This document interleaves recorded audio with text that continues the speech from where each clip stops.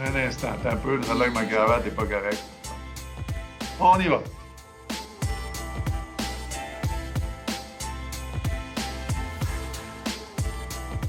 Bien, pour le Québec, c'est certainement une voie d'avenir là, pour la prospérité du secteur pour deux raisons.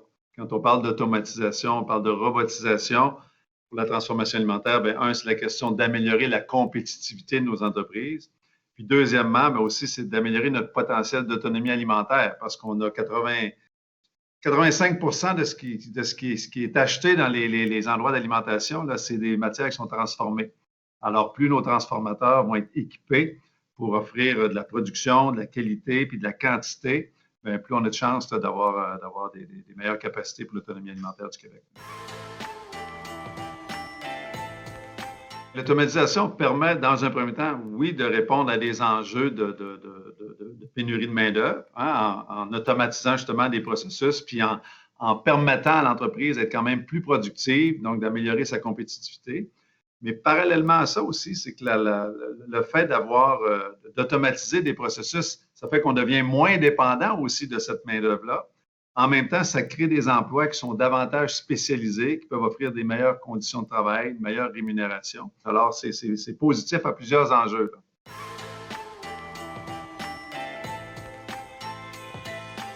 Bien, le défi, c'est un, de susciter de l'investissement, puis d'accélérer cet investissement-là aussi par les entreprises. On a au Québec presque 3000 transformateurs, des petits, des moyens, des grands, des transformateurs alimentaires.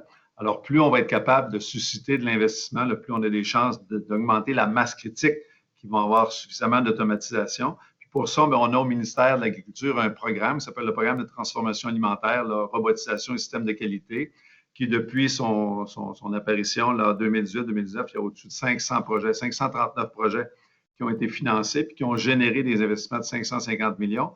Mais au mois de fin novembre, j'ai annoncé là, une nouvelle capitalisation pour ce programme-là. Et depuis mon annonce fin novembre, on a déjà plusieurs centaines de projets là, qui ont été déposés. Là.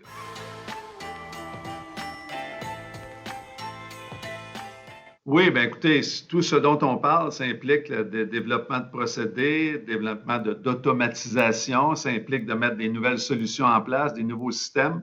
Puis ce qu'on dit, c'est qu'on a des initiatives, on a des budgets pour accompagner les entreprises. Alors, les entreprises qui sont justement dans la fourniture de solutions puis d'équipements en automatisation, bien pour eux, ce sont des très, très bonnes opportunités. Fait que moi, si j'avais un conseil à leur donner, c'est de se tenir à l'affût.